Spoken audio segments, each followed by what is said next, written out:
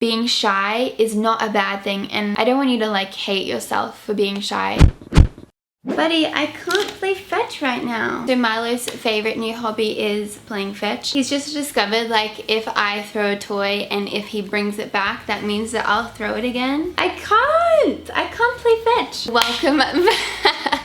This is never gonna stop. Hey everyone, so today's video is going to be all about high school and my experiences with high school and giving you guys some advice. I'm not going to lie and say that high school is the easiest thing of your life, because I definitely know that high school can be very hard and people can be very mean. I got you guys to message me anonymously on Twitter, just some messages or questions that you have. So I've written them down. I think I want to make like advice videos like a thing on my channel, and I was asking Gabe this morning like a cool like catchy name for like advice videos. He was like, call it pretty nice advice to spice up your rice, and I was like, no, I don't have a name for these advice videos yet, but if you want me to continue making advice videos, definitely let me know below and let me know if you have like a catchy name for them. Okay, I'm going to get into the advice now. I hope you guys like it. The first question that I have that I want to talk about is, do you have any advice on drama and how do you avoid it? So especially being a girl in high school, there's going to be drama all around you. Drama is something that I always want to stay out of. Even now when you're out of school, you can still be involved in drama, so I just really like to stay out of it. So in regards to high school, I think my best advice would be to just stay out of it as much as you can. If your friends are trying to cause drama between you, just ignore it and stay out of it and just continue doing what makes you happy. If there is drama around you in school, in certain friend groups or certain classes or something, I would definitely advise to not encourage it. What I mean by that is to not be a part of the gossip that's around it. If the drama is revolving around you and other people, just try and ignore it and it will pass eventually. Don't be a part of the gossip and don't be a part of the teasing or the fighting, or just don't be involved and don't encourage that drama to keep going. What is Milo chewing? In the middle of filming and I walk out and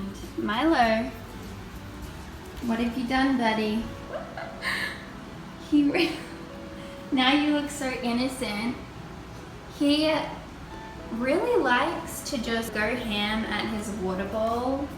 Don't you, buddy? Okay, anyway, as I was saying, I think I covered that. Just know that it's going to be around because drama just is, and I don't know why some girls really thrive off drama and gossip. They just love knowing that there's drama around and they love causing drama and starting the drama, and to me those kind of people aren't the kind of people that I want to hang around. A friendship of mine actually ended over this girl that just loved starting drama, almost like she was trying to pick fights, and it just like wasn't worth it to me because I really appreciated her friendship, but the drama just wasn't worth it, and that's not the kind of person that I want to be. And there's that Bible verse in Corinthians that says, what does it say? 1 Corinthians 15:33, do not be deceived, bad company ruins good morals. If you're being surrounded by drama, just surrounding yourself with that isn't healthy. I think I just answered that like way too long, but I hope you understand what I was trying to say. The second question is, hi Jess, I was just wondering if you had any tips on how to manage toxic friendships. I think sometimes when you're in a friendship, even if it's toxic, you feel really bad that you can't just cut the friendship off because that will start drama and you're trying to stay out of drama, and it's so difficult. Honestly, if you are in a friendship that is very toxic and the other person doesn't make you feel good and you just know that it's unhealthy, the best thing for you to do is cut that person off. I have a really good, like, I don't want to call it a meme, but it's like a picture that would explain it so well, and I'm going to put it on the screen here if I can find it. That's something that I always keep in the back of my mind, is that image that like sometimes it is going to be easier letting go than it is holding on. I think that picture is meant to be about like a romantic relationship, but it's so true with like life in general that sometimes when you hold on to something, it's so much more stress on you and so much more pressure on you than if you actually just let go of it and let it out of your life. Trust me. And I definitely don't want to be, you know, talking bad about anyone. That's like completely the opposite of what I'm trying to promote in this video, but I think, you know, you really do have to take care of yourself, and taking care of yourself is sometimes letting go of other people, and it might be better better for the other person too. Just really do yourself a favor and cut it off. If it's toxic for you, it's probably toxic for the other person as well. You just want to do both of you a favor and cut it off. Even if it's like a toxic friendship in school and you like have to still see that person around, I promise you that it'll still be so much better off. Even if you guys go into different friendship groups and you still have to like see each other walking between classes and stuff, I just really think that it would be so much better for you guys, and you know, you guys would be able to mature from the situation and then be fine and be on good terms. I think if you're in a situation where you need to end a friendship but you don't want to hurt the person, I would just really be honest with them and say like, I don't know if we should be friends because I think it's unhealthy for us. I really want to end on good terms, so maybe we could just try and not being friends, hanging out with different people, and then yeah. So the next question is dating even worth it in high school? That question is kind of hard for me to answer because obviously I can give my opinion, but it's going to be different for everybody, and I really don't want to offend anybody by this video. I just want to be giving my experience and my advice. So in saying that, I didn't date in high school. I think I went on like a date. I think I went to the movies with a guy that I was interested in, but it never went anywhere. It's just different on the person because I have cousins who literally started dating probably in 11th grade, and they got married and they have beautiful kids and their love is so strong and they are such a beautiful couple. It definitely depends on the person whether or not you feel like you're ready to start dating. I was just never interested in high school, but in saying that, that's completely different to my sister who was interested and was ready, I guess, before I was. In high school, I was just very focused about having fun with my friends. So my favorite year of high school was 10th grade. Not that you asked my favorite year, but that is because I just had such a solid group of friends, and within that group of friends we had girls and guys. In saying that, I'm not saying like never like a boy, never like a girl, because you're human and everyone catches feelings, and I caught feelings, but just nothing ever happened and nothing ever came from it. I think a really good piece of advice is to guard your heart, because I know you might not feel so young, but really you are so young. It's so rare to find a relationship that goes from high school to after high school into college into marriage and everything like that. It's so rare to like find high school sweethearts, and I know it happens. The crazy thing is to think about, like when you start dating someone, you're either going to break up with them and be heartbroken, or they'll be heartbroken, or you will go on and have a relationship with them forever and get married and everything like that. I just think that that's really an extra thing to have on your mind, and if you're not even worried about dating, then you can just be so carefree with just like, you know, you can have guy friends and you can hang out with them and you don't have to think like, oh, do we like each other? Should we kiss? Should we date? I just don't want to offend anyone by this answer because everyone will have different opinions. Everyone starts dating at different ages. My first boyfriend was when I was out of school, so I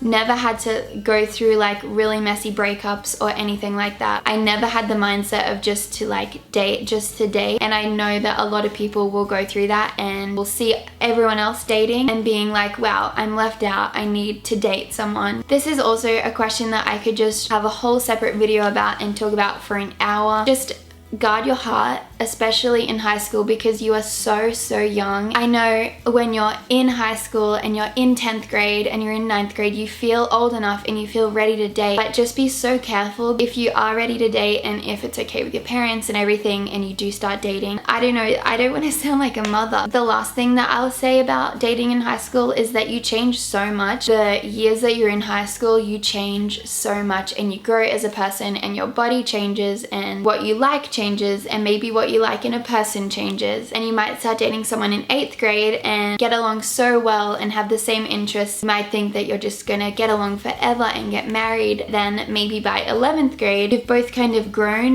to be different people, and then you might realize that you guys don't suit each other anymore and then break up and get heartbroken. I'm not trying to say don't date in high school, but just be very careful with your feelings. I think I'm gonna stop talking about this now because I think I'm just repeating myself. Advice for a 17 17-year-old going into her last year of high school who has no idea what she wants to do with her life. This is such an important thing to touch on because when I was 17 and in high school and in my senior year, I had no idea what I wanted to do. And I think teachers can often make you feel like you have to know what you want to do. And I even felt that like everyone else in my grade knew what they wanted to do and knew what they were going to go to university for, and I didn't, and I felt like I was the only one who didn't know. So just know that you're not alone because so many people don't know what they want to do. Okay, so when I was in senior year and it was time to like start filling out applications for like colleges you wanted to get accepted into, my first option that I applied for was journalism, and I got accepted. I got accepted into my first choice, which was the University of Queensland in Australia, and I accepted it because I didn't know what I wanted to do, and at that time I was like, oh, maybe I could be a news presenter, like I could come from journalism, I don't know. And I was good at writing, I was good at English, so I accepted journalism. And then I graduated high school and it came to the time where you were about to start college or university, and I was like, what the heck am I doing journalism for? Like, I don't want to be a journalist. And so I changed my degree completely. I applied for a Bachelor of Education. I was so confused with what I wanted to do. I could really go on so long about my college story and my experience in university. Maybe that should be a separate video. So if you don't know what you want to do in your life and you're 17 and you're about to finish school, please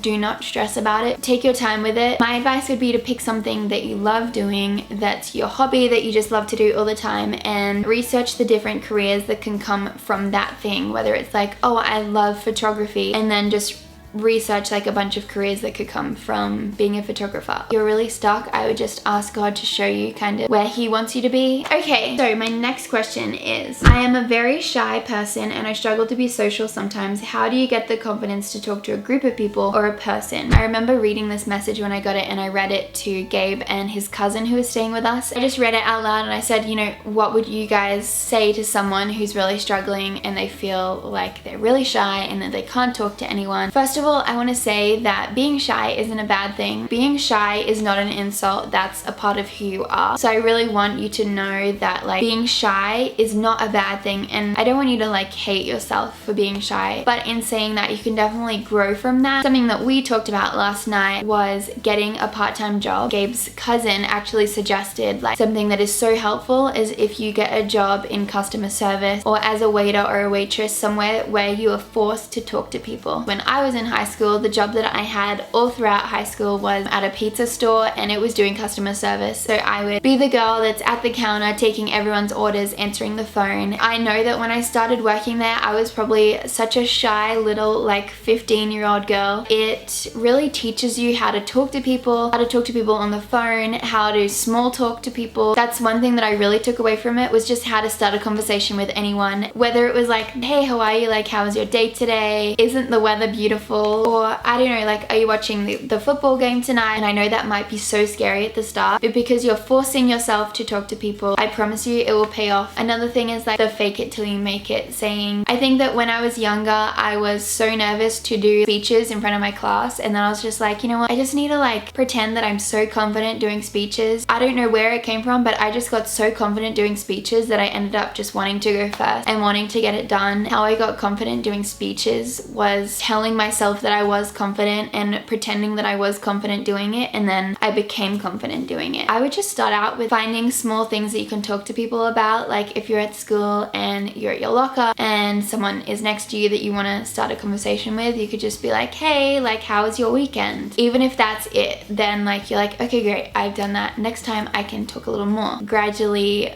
build up your conversations with people. Okay, so the last thing that I'm going to talk about is this last question. Were you ever bullied? If so, how did you overcome it and get through it? So bullying is something that I think I want to make a completely separate advice video on, because there is so much that you can talk about. Bullying is something that I am so passionately against. Just to touch on it really briefly, yes, I was bullied. I went through bullying in my 2 last years of school. It was a mix of cyberbullying and girls just at school in person loving to just like be mean. I really don't know how to start on bullying, but being a bully is not an attractive trait whatsoever. Bullying really gets to me. If they are bullying you, they are wanting attention and they're wanting a bite. Something just so important to remember is to not give into that. And I know sometimes you can just have such a strong like fire inside you that are just like, oh, I just want to slap that person because they're so mean. I really urge you to just kind of breathe and keep it calm and just know that it will pass. If you don't give them attention, they will get bored. If you don't bite back to them, they will get bored and they will go somewhere else. I really do want to make a separate video on bullying. The last thing that I want to talk about is this organization that I absolutely love, and it is called Crisis Text Line. This isn't sponsored or anything like that. This is just something that I found out about a couple months ago and I've been wanting to share it with you guys. So the number for Crisis Text Line is 741-741, and basically you can text that number if you're being bullied. For example, say if you're being bullied in a cafeteria and people are being really mean to you at lunch and feel like you have nowhere to go and no one to go to, you can just open your phone. It'll just look like that you're scrolling through Instagram or something, and text this number 741-741. Just tell them what's on your mind and what's wrong and what's going on. Basically there's a counselor on the other line that will talk through it, talk through everything that you need to talk through. So I just really wanted to share that in case you guys are ever in a situation where you feel like you just need to get out and need to talk to someone and you're being bullied, you have no one to talk to. Even if you're at home and things are going wrong at home and can't go to your parents, I urge you to text this number because there will always be someone to talk to. So again, the number is 741-741, and it is only in the US right now. I know that they plan to go international. It's available 24 hours a day and it's free. I would just save that number in your phone in case you're ever just needing someone to talk to. So I know that was a little random, but I just wanted to include that because I think that that could really help a lot of people and even save a lot of people. So that is all I'm going to talk about today. I feel like this video is literally going to be so long. I really hope you took away something from this. I really hope no one got offended by anything that I said. I just really don't want people like starting fights in the comments about something that I've said. So I hope you guys enjoyed this video. Thank you so much for watching, and thank you so much for making it all the way through the video. If you aren't subscribed to my channel, I would so love it if you were subscribed and just a part of this family. I feel so cliche calling it a family, but making this video and talking to you guys, I really do feel like we are one family and I care about you guys so much. So yeah, thank you guys so much for watching. I love you so much, and I will see you in my next video. Bye!